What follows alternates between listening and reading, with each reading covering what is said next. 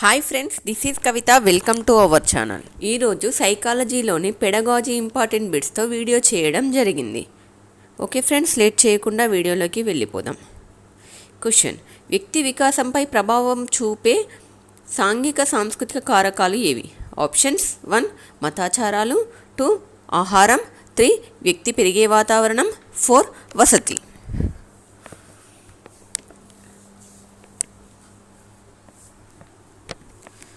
The right answer is option 1 మతాచారాలు.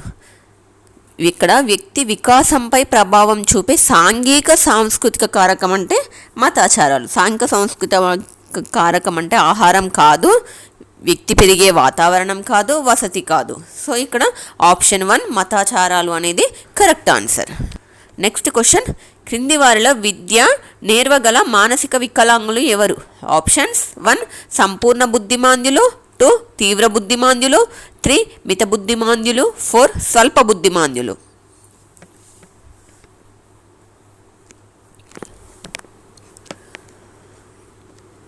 The right answer is option 4 స్వల్ప బుద్ధిమాంద్యులు. క్రింది వారిలో విద్య నేర్వగల మానసిక వికలాంగులు. వీళ్ళు విద్య నేర్పగల మానసిక వికలాంగులు ఎవరు? విద్య నేర్వగల మానసిక వికలాంగులు ఎవరంటే స్వల్ప బుద్ధిమాంద్యులు అనేది రైట్ ఆన్సర్. సో ఇక్కడ option 4 is right answer. Next question: ప్రతిభావంతుడైన విద్యార్థి తక్కువ మార్కులు తెచ్చుకున్నప్పుడు తరగతి ఉపాధ్యాయుని పాత్ర ఏమిటి? ఆప్షన్స్: 1 విద్యార్థిని తరగతిలో దండించడం, 2 తల్లిదండ్రుల నుండి కారణాన్ని తెలుసుకోవడం, 3 డాక్టర్ని సంప్రదించమని విద్యార్థికి సలహాలు ఇవ్వడం, 4 విద్యార్థి చదువులో మరింత శ్రద్ధ వహించేందుకు ఉత్తేజపరచడం.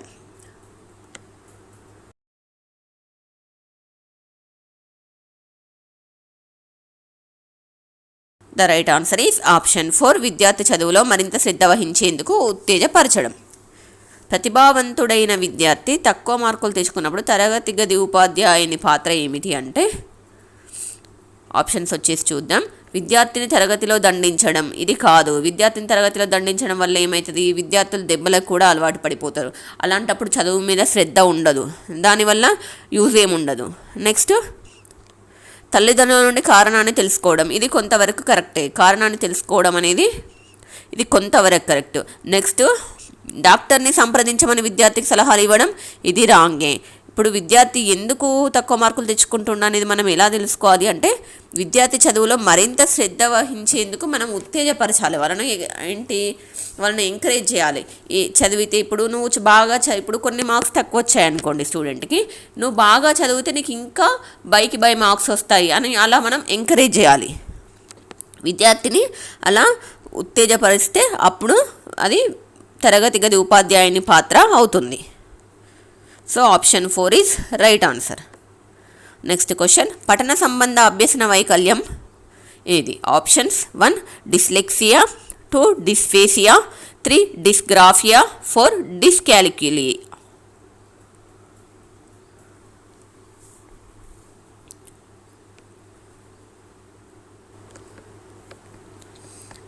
The right answer is option 1 dyslexia. పఠన సంబంధ అభ్యసన వైకల్యం అంటే డిస్లెక్సియా. వీటిల్లోకించి ఏదో ఒక క్వశ్చన్ కంపల్సరీ వచ్చే అవకాశం అయితే ఉంది ఫ్రెండ్స్. ఇక్కడ option 1 is right answer. Next question: dysgraphia అనేది ఏమిటి? ఆప్షన్స్: 1 భాషా సంబంధ వైకల్యం, 2 పఠనపరమైన వైకల్యం, 3 రాతపరమైన వైకల్యం, 4 గణితపరమైన వైకల్యం.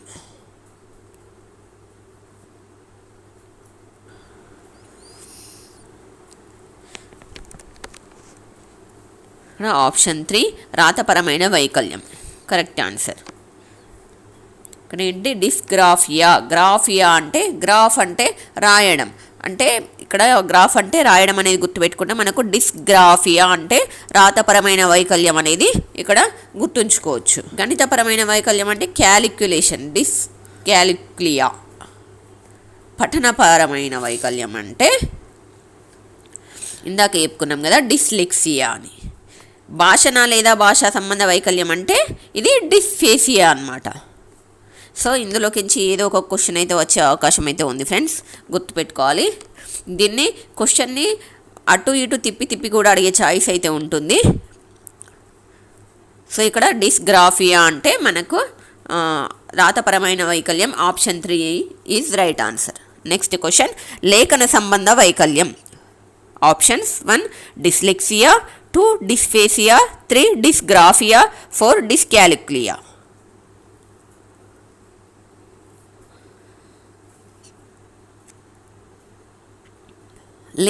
లేఖనం అంటే రాయడం. ఇక్కడ ఆప్షన్ 3 డిస్గ్రాఫియా అనేది రైట్ ఆన్సర్. లేఖన సంబంధ వైకల్యం అంటే లేఖనం అంటే రాయడం కదా, రాసేది ఇందాకనే చెప్పాను కదా గ్రాఫియా అంటే రాయడం అనేది గుర్తుపెట్టుకుంటే ఇది లేఖన సంబంధ వైకల్యం. ఇప్పుడు డిస్గ్రాఫియా అంటే ఏంటి అని అడిగి ఇలా అడగచ్చు క్వశ్చన్. ఇక్కడ లేఖన సంబంధ వైకల్యం అంటే దాన్ని ఏమంటారని ఇట్లా అడగచ్చు, డిస్గ్రాఫియానా డిస్లెక్సియానా అని. క్వశ్చన్ని ఏ విధంగానైనా అడగచ్చు ఫ్రెండ్స్, అందుకే ఇవి కరెక్ట్గా గుర్తుపెట్టుకోవాలి. 4 ఇక్కడ ఆప్షన్ 3 అనేది right answer. Next question, PWD act ప్రకారం కింది స్థాయిలో వినికిడి లోపం ఉన్న వారిని బదిరులుగా పరిగణిస్తారు. ఆప్షన్స్ 1 30 డెసిబుల్స్ హెచ్ఎల్ కంటే ఎక్కువ, 2 40 dBHL కంటే ఎక్కువ, 3 50 dBHL కంటే ఎక్కువ, 4 60 dBHL కంటే ఎక్కువ.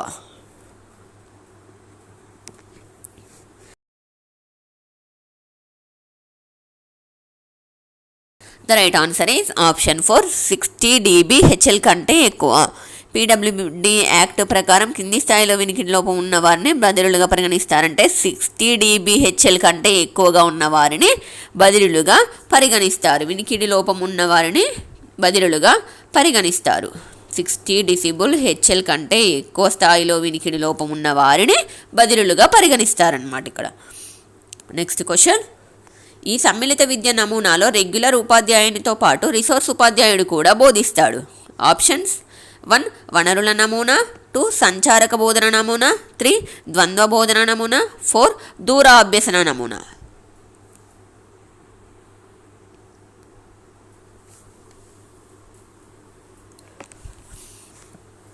The right answer is option 1 వనరుల నమూనా అనేది రైట్ ఆన్సర్. ఇక్కడ ఏంటి, ఈ సమ్మిళిత విద్యా నమూనాలో రెగ్యులర్ ఉపాధ్యాయునితో పాటు రిసోర్స్ ఉపాధ్యాయుడు కూడా బోధించేది ఎందులో అంటే వనరుల నమూనాలో రెగ్యులర్ ఉపాధ్యాయునితో పాటు రిసోర్స్ ఉపాధ్యాయుడు కూడా బోధిస్తాడు. Option 1 is right answer. Next question, సమ్మిళిత విద్యలో వనరుల నమూనా బోధన వీరితో జరుగుతుంది. ఆప్షన్స్ 1 రెగ్యులర్ ఉపాధ్యాయుడు ప్లస్ రిసోర్స్ ఉపాధ్యాయుడు, 2 రెగ్యులర్ ఉపాధ్యాయుడు ప్లస్ సంచార రిసోర్స్ ఉపాధ్యాయుడు, 3 ప్రత్యేక శిక్షణ పొందిన రెగ్యులర్ ఉపాధ్యాయుడు, 4 దూర విద్యా కార్యక్రమాల ద్వారా బోధన.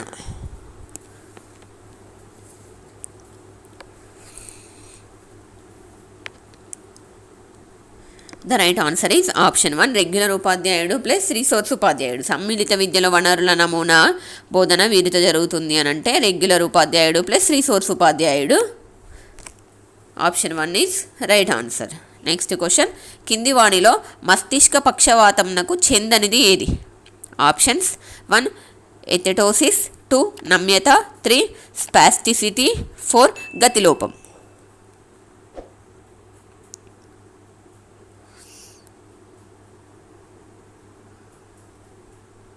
The right answer is option 2 నమ్యత. కింది వాటిలో మస్తిష్క పక్షవాతంనకు చెందనిది ఏది అంటే నమ్యత.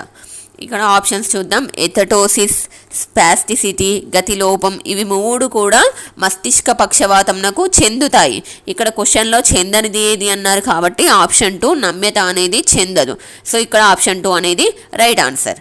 నెక్స్ట్ క్వశ్చన్, డిస్ఫేసియా దేనికి సంబంధించినది? ఆప్షన్స్ 1 భాషా సంబంధ భాషణ వైకల్యం, 2 రాత సంబంధ వైకల్యం, 3 ఏకాగ్రత లోపం, 4 గణన లోపం.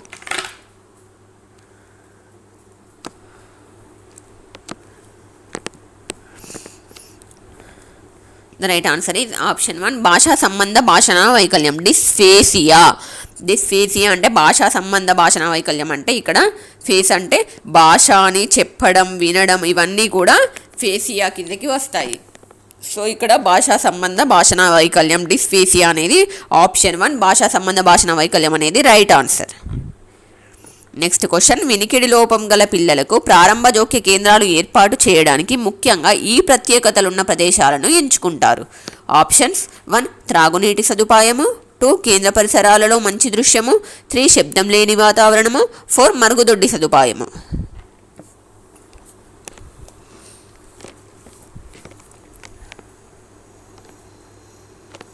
The right answer is option 3 శబ్దం లేని వాతావరణం అనేది రైట్ ఆన్సర్. ఇక్కడ వినికిడి లోపం గల పిల్లలకు ప్రారంభ జోక్య కేంద్రాలు ఏర్పాటు చేయడానికి ముఖ్యంగా ఏ ప్రత్యేకతలు ఉండాలి? వీళ్ళకి వినికిడి లోపం ఉన్న వాళ్ళకి శబ్దం లేని వాతావరణాన్ని మాత్రమే ఎంచుకుంటారనమాట. ఆప్షన్ 3 అనేది right answer. Next question, kill Patrick వివరించిన పద్ధతి ఏది? ఆప్షన్స్ 1 ఉపన్యాస పద్ధతి, 2 అన్వేషణ పద్ధతి, 3 ప్రకల్పన పద్ధతి, 4 చారిత్రక పద్ధతి.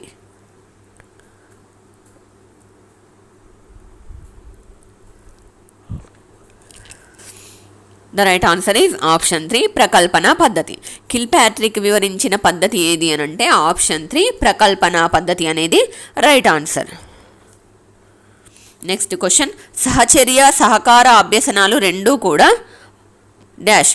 ఆప్షన్స్ 1 ఉపాధ్యాయ కేంద్రీకృతమైనవి, 2 విద్యార్థి కేంద్రీకృతమైనవి, 3 పాఠశాల కేంద్రీకృతమైనవి, 4 వృత్తి కేంద్రీకృతమైనవి.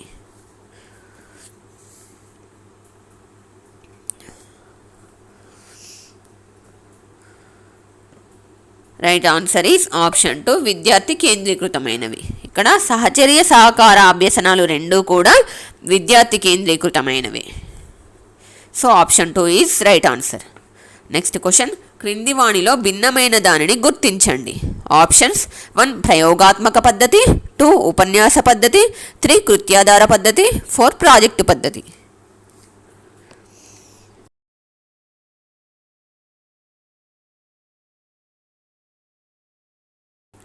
The right answer is option 2 ఉపన్యాస పద్ధతి. క్రింది వాటిలో భిన్నమైన దానిని గుర్తించండి అంటే ఇక్కడ ఉపన్యాస పద్ధతి అనేది భిన్నమైనది. ఇది మాత్రం ఉపాధ్యాయ కేంద్రీకృత పద్ధతి.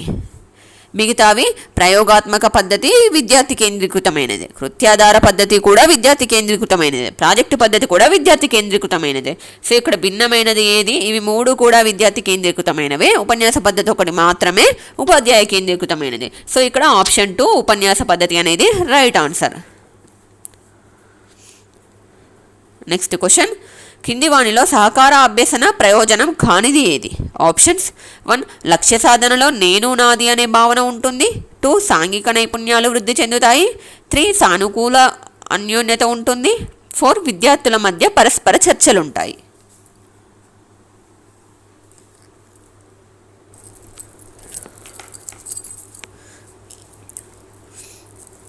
The right answer is option 1 లక్ష్య సాధనలో నేను నాది అనే భావన ఉంటుంది అనేది ఇక్కడ రైట్ ఆన్సర్. ఇక్కడ క్వశ్చన్ ఏంటి?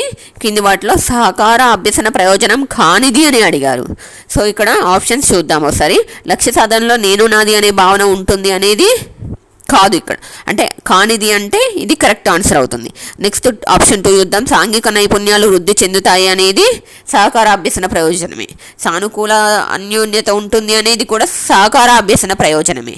విద్యార్థుల మధ్య పరస్పర చర్చలు ఉంటాయి అనేది కూడా సహకార అభ్యసన ప్రయోజనమే. ఇక్కడ సహకార అభ్యసన ప్రయోజనం కానిది అంటే లక్ష్య సాధనలో నేను నాది అనే భావన ఉంటుంది అనేది ఇక్కడ కరెక్ట్ ఆన్సర్. అంటే ఈ క్వశ్చన్కి కరెక్ట్ ఆన్సర్ ఇది సహకార అభ్యసన ప్రయోజనం అనేది కాదు. So option 1 is right answer. Next question, సహయోగం లేదా సహచర్య సహకార అభ్యసనానికి సంబంధించి సరికాని ప్రవచనం ఏది? ఆప్షన్స్ 1 విద్యార్థుల మధ్య అనుభవాలు పంచుకోబడతాయి, 2 విద్యార్థుల మధ్య సంబంధాలు వృద్ధి చెందుతాయి, 3 ఆలోచనలు పంచుకోబడి పరిణతి లభిస్తుంది, 4 ఉన్నత క్రమ ఆలోచన నైపుణ్యాలకు మరియు జ్ఞానానికి అవకాశం ఉండదు.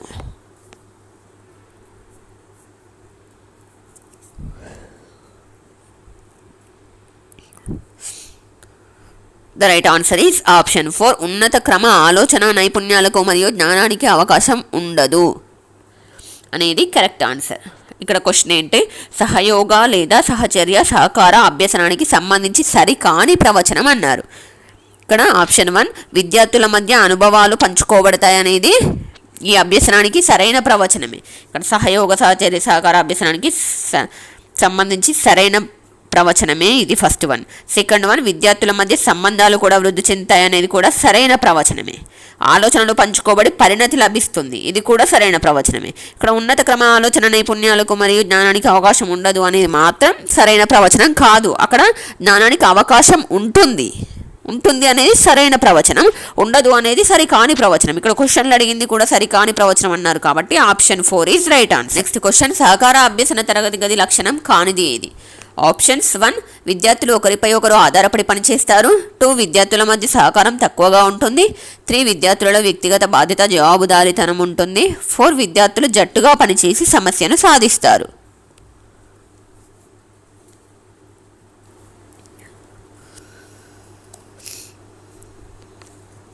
The right answer is option 2 విద్యార్థుల మధ్య సహకారం తక్కువగా ఉంటుంది అనేది ఇక్కడ రైట్ ఆన్సర్. క్వశ్చన్ ఏంటి? సహకార అభ్యసన తరగతి గది లక్షణం కానిది ఏది? ఒకసారి ఆప్షన్స్ చూద్దాం. విద్యార్థులు ఒకరిపై ఒకరు ఆధారపడి పనిచేస్తారు అనేది సహకార అభ్యసన తరగతి గది లక్షణం. విద్యార్థుల మధ్య సహకారం తక్కువగా ఉంటుంది అనేది ఇక్కడ సహకార అభ్యసన తరగతి గది లక్షణం కాదు. ఆప్షన్ 3 విద్యార్థులలో వ్యక్తిగత బాధ్యత జవాబుదారీతనం ఉంటుంది అనేది కూడా తరగతి గది లక్షణమే.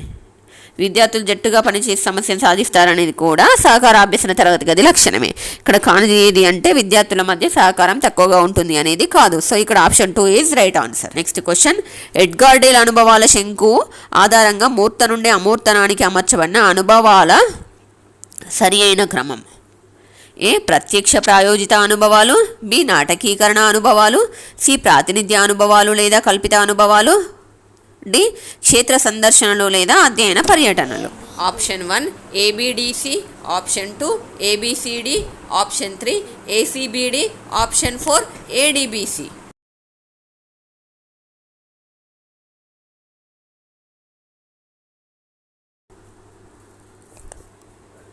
The right answer is option 3 ACBD అనేది రైట్ ఆన్సర్. ఇక్కడ చూద్దాం. ఎడ్గార్ డేల్ అనుభవాల శంకు ఆధారంగా మూర్త నుండి అమూర్తనానికి అమర్చబడిన అనుభవాల సరి అయిన క్రమం ఏది? మూర్త నుండి అమూర్తనానికి అంటే ఇక్కడ మూర్తము అంటే మనకు కంటికి కనిపించేది, అమూర్తనం అంటే కంటికి కనిపించనిది. ఇక్కడ సరి అయిన క్రమం అంటే చూద్దాం. ఏసిబిడి అంటే ఏ అంటే ప్రత్యక్ష ప్రాయోజిత అనుభవాలు, నెక్స్ట్ ప్రాతినిధ్య అనుభవాలు లేదా కల్పిత అనుభవాలు, నెక్స్ట్ నాటకీకరణ అనుభవాలు, నెక్స్ట్ క్షేత్ర సందర్శనలు లేదా అధ్యయన పర్యటనలు. సో ఆప్షన్ 3 ఏసిబిడి అనేది కరెక్ట్ ఆన్సర్. నెక్స్ట్ క్వశ్చన్, శిశు కేంద్రీకృత బోధనా విధానానికి వ్యతిరేకమైన ప్రవచనం.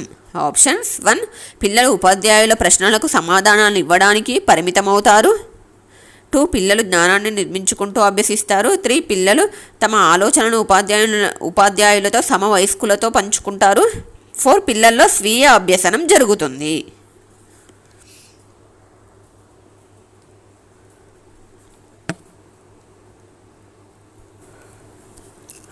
The right answer is option 1 పిల్లలు ఉపాధ్యాయుల ప్రశ్నలకు సమాధానాలు ఇవ్వడానికి మాత్రమే పరిమితం అవుతారనేది ఇక్కడ కరెక్ట్ ఆన్సర్. ఇక్కడ క్వశ్చన్ ఏంటి? శిశు కేంద్రీకృత బోధనా విధానానికి వ్యతిరేకమైన ప్రవచనం ఏది? వ్యతిరేకమైన ప్రవచనం అంటే ఆప్షన్స్ పిల్లల ఉపాధ్యాయుల ప్రశ్నలకు సమాధానాలు ఇవ్వడానికి పరిమితం అవుతారు అనేది ఇక్కడ కరెక్ట్ కాదు. అంటే వ్యతిరేకమైన ప్రవచనం అంటే ఇది శిశు కేంద్రీకృత బోధనా విధానానికి సరైన ప్రవచనం కాదు. 2 ఏంటి? పిల్లలు జ్ఞానాన్ని నిర్మించుకుంటూ అభ్యసిస్తారు అనేది శిశు కేంద్రీకృత బోధనా విధానమే. శిశు కేంద్రీకృత బోధన అంటే ఏంటి? శిశువుకు ఏ విధంగా అయితే బోధిస్తే శిశువు నేర్చుకుంటాడో ఆ విధంగా బోధించడమే శిశు కేంద్రీకృత అభ్యసనం అనేది. సో ఇక్కడ అలా నేర్పిస్తే ఏమైతే పిల్లలు జ్ఞానాన్ని నిర్మించుకుంటూ అభ్యసిస్తారు. ఇది శిశు కేంద్రీకృత అభ్యసనానికి సంబంధించింది. పిల్లలు తమ ఆలోచనలను ఉపాధ్యాయులతో మరియు సమవయస్కులతో పంచుకుంటారనేది కూడా శిశు కేంద్రీకృత అభ్యసనమే. పిల్లల్లో స్వీయ అభ్యసనం జరుగుతుందనేది కూడా ఇది వారికి వారుగా అప్పుడు నేర్చుకుంటారు, అలా మనం వాళ్ళని ప్రేరేపిస్తాం కనుక. సో ఇది కూడా కరెక్టే.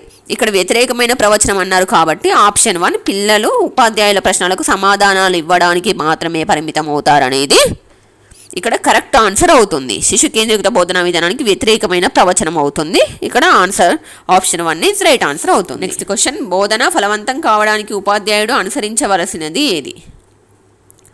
ఆప్షన్స్ 1 పాఠ్యపుస్తకాలు మాత్రమే బోధనా వనరులుగా ఉపయోగించడం, 2 పాఠ్యాంశ బోధనకు ఉపాధ్యాయ కేంద్ర పద్ధతులను అనుసరించడం, 3 మూల్యాంకనాన్ని తరగతి కృత్యాలకు మాత్రమే పరిమితం చేయడం, 4 విద్యార్థుల భిన్న అవసరాలను గుర్తిస్తూ బోధనా ప్రణాళికలను రూపొందించి అమలు చేయడం.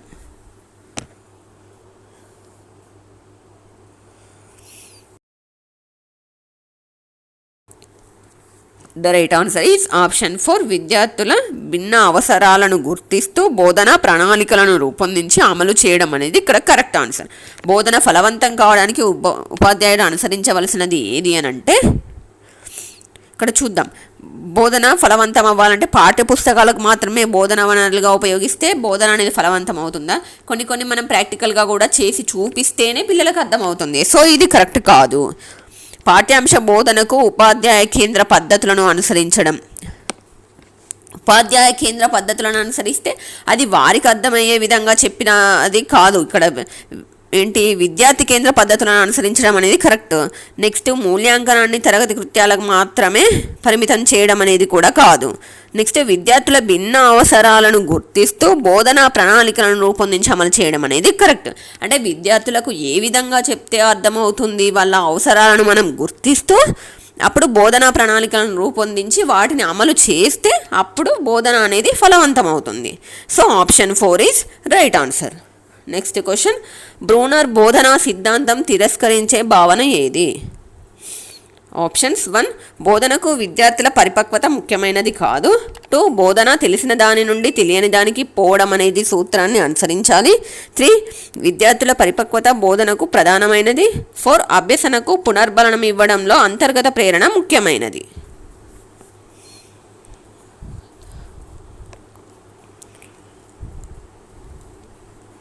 The right answer is option 3. విద్యార్థుల పరిపక్వత బోధనకు ప్రధానమైనది. ఇక్కడ బ్రూనర్ బోధనా సిద్ధాంతం తిరస్కరించే భావన అనేది అంటే బోధనకు విద్యార్థుల పరిపక్వత ముఖ్యమైనది కాదు అనేది ఈయన కరెక్ట్ అంటాడు. ఈయన తిరస్కరించేది బ్రూనర్ బోధనా సిద్ధాంతం ప్రకారం తిరస్కరించేది విద్యార్థుల పరిపక్వత బోధనకు ప్రధానమైనది అనే భావనను తిరస్కరిస్తున్నాడు. So option 3 is right answer. Next question, Herbart సోపానముల సరి అయిన క్రమం. ఏ సన్నాహం, బి సమర్పణ, సి సంసర్గం, డి సాధారణీకరణం, ఈ అన్వయం, ఎఫ్ పునర్విమర్శ. Options 1 ABCDEF, 2 BACDEF, 3 BADECF, 4 ABDCEF.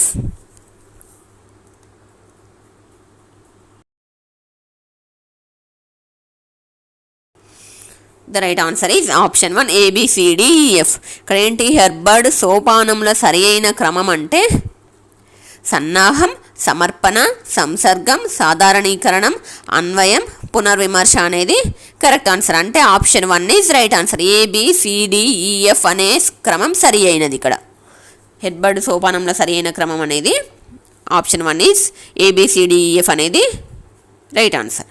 Next question, period పథకం నందు మైండ్ మ్యాపింగ్ ప్రక్రియ ఉద్దేశం ఏమిటి? ఆప్షన్స్ 1 మూల్యాంకనం, 2 పునశ్చరణ, 3 పూర్వజ్ఞాన పరిశీలన, 4 నూతన అనుభవాల కల్పన.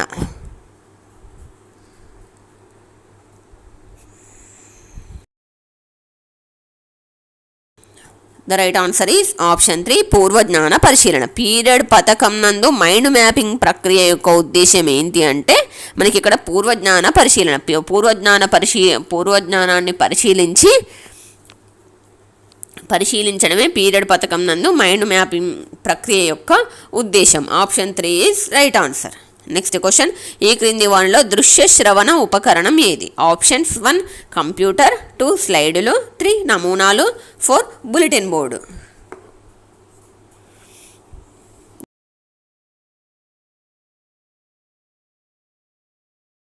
The right answer is option 1 computer. దృశ్య మరియు శ్రవణ పరికరం. స్లైడ్లు అంటే మనము చూస్తాము, నమూనాలంటే చూస్తాము, బులెటిన్ బోర్డు మీద కూడా చూస్తాము. దృశ్య మరియు శ్రవణ అంటే చూస్తూ వినగలిగేది ఎందులో? ఓన్లీ కంప్యూటర్లో. సో ఇక్కడ దృశ్య శ్రవణ పరికరం అంటే ఆప్షన్ 1 కంప్యూటర్ అనేది రైట్ ఆన్సర్. నెక్స్ట్ క్వశ్చన్, బోధనా ప్రక్రియలో ఉపాధ్యాయుడు లక్ష్యాలను స్పష్టపరుచుకొని వాటిని ప్రవర్తనాంశాలుగా రాసుకోవడం ఈ దశలో జరుగుతుంది. ఆప్షన్స్ 1 బోధనా ముగింపులో, 2 బోధనకు ఉపక్రమించే ముందు, 3 బోధన జరుగుతున్నప్పుడు, 4 ఉపాధ్యాయుడు విద్యార్థుల మధ్య పరస్పర చర్యలు జరుగుతున్నప్పుడు.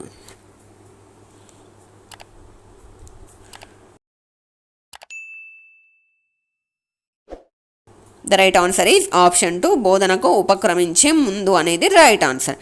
బోధనా ప్రక్రియలో ఉపాధ్యాయుడు లక్ష్యాలను స్పష్టపరచుకొని వాటిని ప్రవర్తనాంశాలుగా రాసుకోవడం అనేది ఏ దశలో జరుగుతుంది అంటే బోధనకు ఉపక్రమించే ముందు, అంటే బోధించడానికి ముందు ఒక పద్ధతిలో తన లక్ష్యాలు ఏంటి అంటే ఈరోజు పిల్లలకు ఏది చెప్పాలనేది తన లక్ష్యాలుగా స్పష్టపరచుకొని వాటిని ప్రవర్తనాంశాలుగా రాసుకోవడం అనేది బోధనానికి ఉపక్రమించే ముందు జరుగుతుంది. Option 2 is right answer.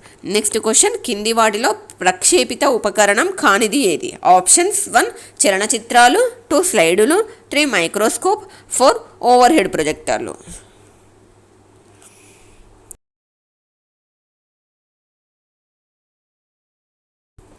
The right answer is option 3 microscope. క్రింది వాటిలో ప్రక్షేపిత ఉపకరణం కానిది అంటే మైక్రోస్కోప్. చలనచిత్రాలు, స్లైడులు, ఓవర్ హెడ్ ప్రాజెక్టర్లు ఇవన్నీ ప్రక్షేపిత ఉపకరణాలే. మైక్రోస్కోప్ మాత్రం ప్రక్షేపిత ఉపకరణం కాదు. Option 3 is right answer. Next question, బోధనాభ్యసన సామాగ్రి ప్రయోజనాలకు సంబంధించి సరికాని ప్రవచనం ఏది? ఆప్షన్స్ 1 పునర్బలన కారకాలుగా పనిచేస్తాయి, 2 ప్రత్యక్ష అనుభవాలకు ప్రత్యామ్నాయాలుగా పనికి వస్తాయి, 3 విద్యార్థుల అవధానాన్ని నిలిపి ఉంచుతాయి, 4 సరళ భావనలో సంక్లిష్టమవుతాయి.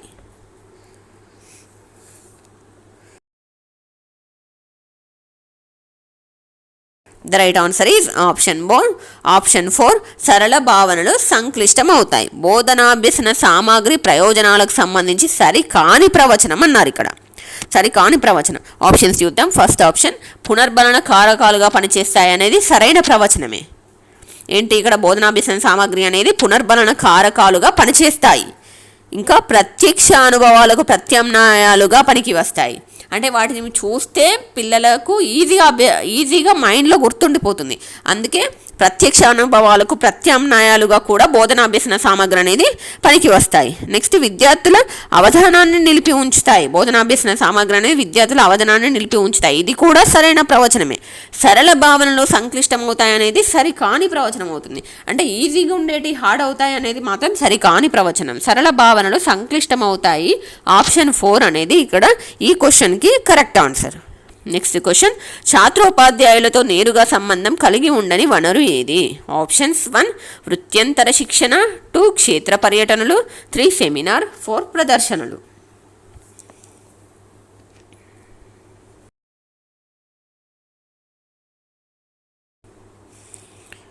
The right answer is option 1 వృత్యంతర శిక్షణ. ఛాత్రోపాధ్యాయులతో నేరుగా సంబంధం కలిగి ఉండని వనరు అంటే ఇక్కడ ఆప్షన్ 1 వృత్యంతర శిక్షణ అనేది రైట్ ఆన్సర్. మిగతా 3 కూడా ఛాత్రోపాధ్యాయులతో నేరుగా సంబంధం కలిగి ఉంటాయి. క్షేత్ర పర్యటనలైనా, సెమినార్ అయినా, ప్రదర్శనలైనా ఇవన్నీ కూడా ఉపాధ్యాయులతో నేరుగా సంబంధం కలిగి ఉంటాయి. ఇక్కడ వృత్యంతర శిక్షణ అనేది మాత్రమే సంబంధం కలిగి ఉండని వనరు. నెక్స్ట్ క్వశ్చన్, తరగతి గదిలోని విద్యార్థులు అందరూ తాను ఇచ్చిన ఆదేశాలను తప్పనిసరిగా పాటించాలి అని చెప్పే ఉపాధ్యాయుని నాయకత్వ శైలి ఏమిటి? ఆప్షన్స్ 1 సహభోగి, 2 నిర్దేశిత, 3 అనుమతించే, 4 జోక్యరహిత.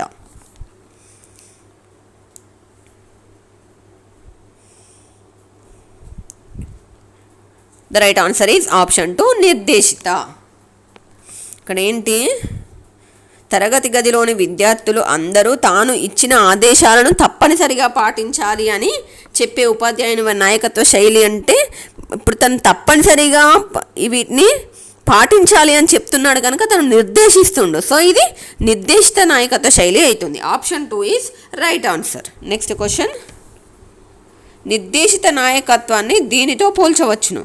ఆప్షన్స్ 1 ప్రజాస్వామిక నాయకత్వం, 2 నిరంకుశ నాయకత్వం, 3 జోక్యరహిత నాయకత్వం, ఆప్షన్ 4 అనుమతించే నాయకత్వం.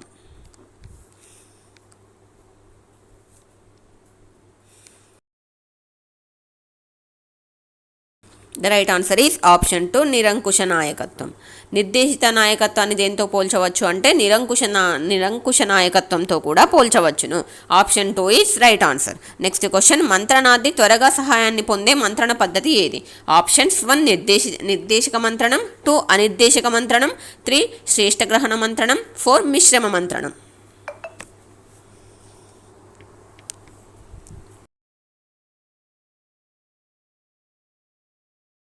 The right answer is option 1 నిర్దేశక మంత్రణం.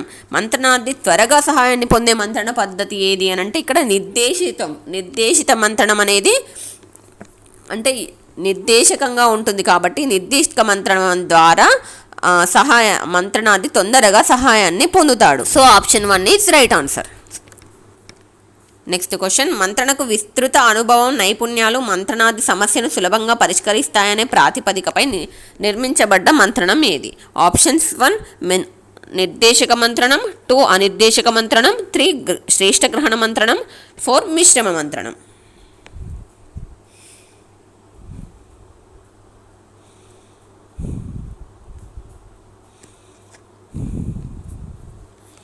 The right answer is option 1 నిర్దేశక మంత్రణం. మంత్రణకు విస్తృత అనుభవం నైపుణ్యాలు మంత్రణార్థి సమస్యను సులభంగా పరిష్కరిస్తాయనే ప్రాతిపదికపై నిర్మించబడే మంత్రణం ఏది అని అంటే నిర్దేశక మంత్రణం is right answer. Option 1 is right answer. Next question, బాలల హక్కుల పరిరక్షణ దినము. Options 1 October 20, 2 October 8, 3 November 14, 4 November 20.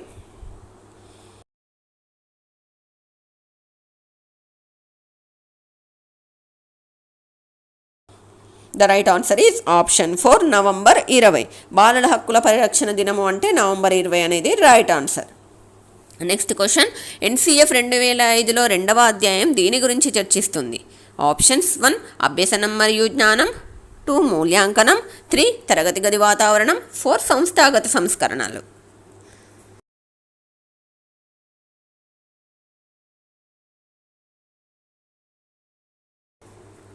The right answer is option 1 అభ్యసనం మరియు జ్ఞానం.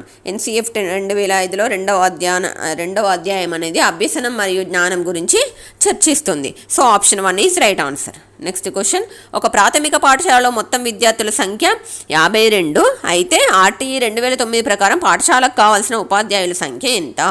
Options 1 2, 2 3, 3 4, 4 1.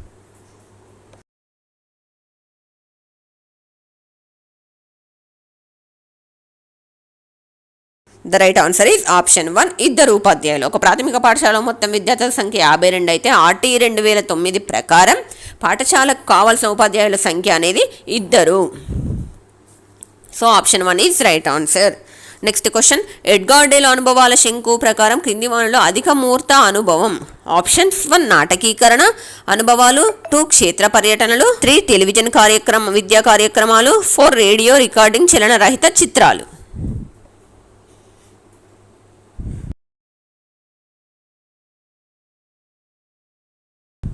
The right answer is option 1 నాటకీకరణ అనుభవాలు. ఎడ్గార్ డేల్ అనుభవాల శంకు ప్రకారం కింది వాటిలో అధిక మూర్త అనుభవం ఏది అంటే నాటకీకరణ అనుభవాలు. Option 1 is right answer. Next question, RTE 2009 ప్రకారం ప్రైవేటు పాఠశాలల్లో బలహీన వర్గాలకు నిర్దేశించిన 25% సీట్ల కేటాయింపునందు అనాథలు, బాధిత తల్లిదండ్రుల పిల్లలు, ప్రత్యేక అవసరాలు గల పిల్లలకు కేటాయించిన సీట్ల శాతం ఎంత? ఆప్షన్స్ 1 0.4%, 2 0.5%, 3 0.6%, 4 0.1%.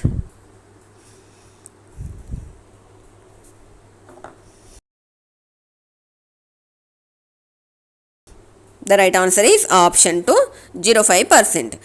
RTE 2009 ప్రకారం ప్రైవేటు పాఠశాలల్లో బలహీన వర్గాలకు నిర్దేశించిన 25% సీట్ల కేటాయింపునందు అనాథలు, బాధిత తల్లిదండ్రుల పిల్లలు, ప్రత్యేక అవసరాలు గల పిల్లలకు కేటాయించిన సీట్ల శాతం ఇక్కడ 0.5%. Option 2 is right answer. Next question, RTE 2009 ప్రకారం విద్యా ప్రణాళిక మూల్యాంకన విధానాల రూపకల్పనకు బాధ్యత వహించే రాష్ట్ర విద్యా విషయక సాధికార సంస్థ ఇది? ఆప్షన్స్ 1 రాష్ట్ర విద్యా సాంకేతిక సంస్థ, 2 జాతీయ విద్యా పరిశోధన శిక్షణ సంస్థ, 3 జాతీయ ఉపాధ్యాయ విద్యా మండలి, 4 రాష్ట్ర విద్యా పరిశోధన శిక్షణ సంస్థ.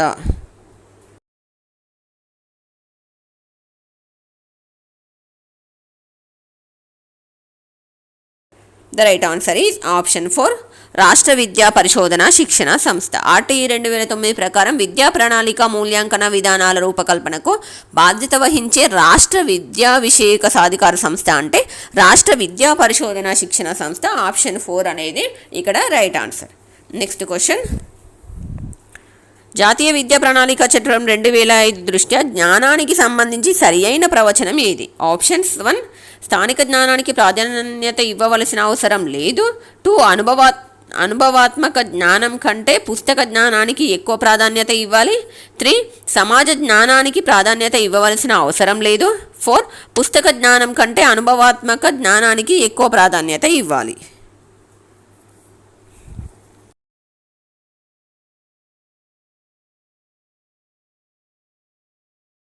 The right answer is option 4. పుస్తక జ్ఞానం కంటే అనుభవాత్మక జ్ఞానానికి ఎక్కువ ప్రాధాన్యత ఇవ్వాలి అనేది ఇక్కడ రైట్ ఆన్సర్. జాతీయ విద్యా ప్రణాళిక చట్టం 2005 దృష్ట్యా జ్ఞానానికి సంబంధించి సరి అయిన ప్రవచనం అంటే పుస్తక జ్ఞానం కంటే అనుభవాత్మక జ్ఞానానికి ఎక్కువ ప్రాధాన్యత ఇవ్వాలి అనేది రైట్ ఆన్సర్. ఫ్రెండ్స్, మీకు ఈ వీడియో నచ్చినట్లయితే వీడియోని లైక్ చేయండి, మీ ఫ్రెండ్స్కి కూడా షేర్ చేయండి. మరిన్ని ఇలాంటి ఇంట్రెస్టింగ్ వీడియోస్ కోసం మన ఛానల్ని సబ్స్క్రైబ్ చేయండి. Thanks for watching.